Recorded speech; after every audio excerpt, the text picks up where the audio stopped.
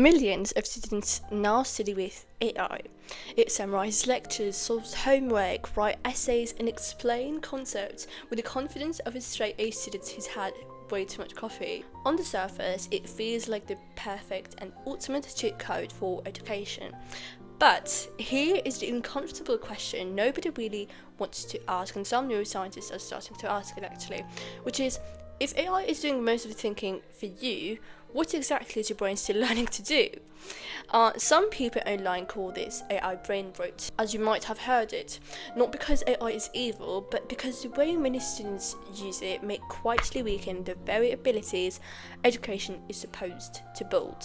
So today we're breaking down 5 cognitive and psychological effects that explains how AI can make learning feel easier while actually making your brain work less. So without further ado, let's get started. Welcome back to the Learning Lab.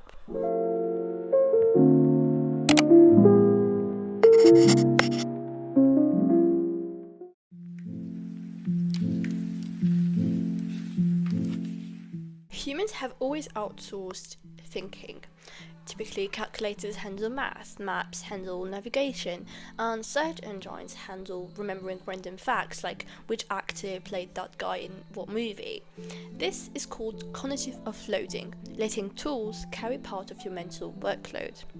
The twist is that AI doesn't just handle simple tasks, it can now handle higher level thinking like reasoning, summarizing and synthesizing ideas, structuring arguments and explaining concepts.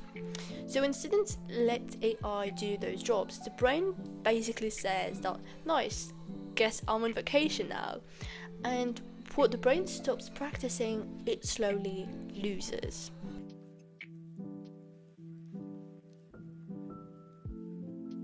Here is the cruel irony of education. If learning feels easy, you're probably not learning very deeply. Cognitive scientists call this the effort paradox. The brain doesn't grow when things feel easy. It grows when things feel annoyingly difficult. 2 ideas explain why. The first one is desirable difficulties. Struggling, recalling, and making mistakes feel painful, but they force your brain to work harder and build stronger neural connection. But when AI handles you the answer instantly, you skip that mental gym session. The second one is the generation effect. It states that people remember information far better when they generate it themselves. So if you try to solve a problem, even if you fail, your brain remembers it better than if you simply read the solution. So if AI always solves the problem for you, your brain never actually learns to solve the problem.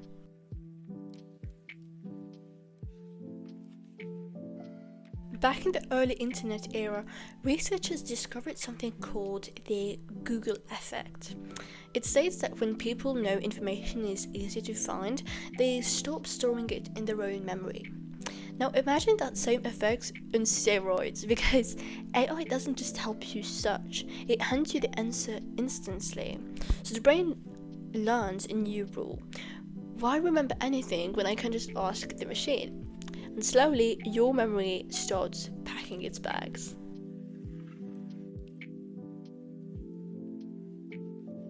There is a nasty little cognitive trap called the illusion of explanatory depth.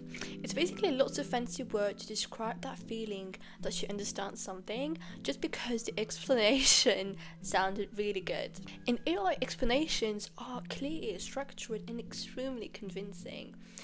But here's the kicker. Reading a beautiful explanation is not the same as actually understanding the idea, no matter how your brain tends to confuse these two. True understanding shows up only when you can explain the idea in your own words, apply it to new situations, and solve problems without looking at the answer.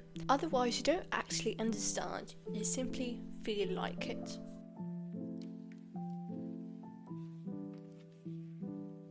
When AI does this thinking, learning quietly shifts from active to passive.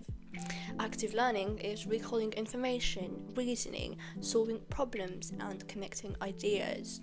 Passive learning, in the other hand, is reading answers, copying explanations, and nodding along like, yeah, that makes sense, while your brain takes a nap. And decades of research shows that active learning builds deeper understanding, while passive learning feels productive, but it's more like educational junk food. AI itself isn't the enemy. Used well, it can make you smarter, but used poorly, it becomes a thinking substitute. So the key rule is simple. Never delegate what you want to develop.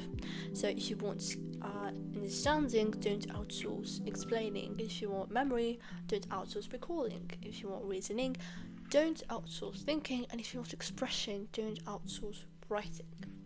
Use AI as a training partner, not as your brain's stunt double.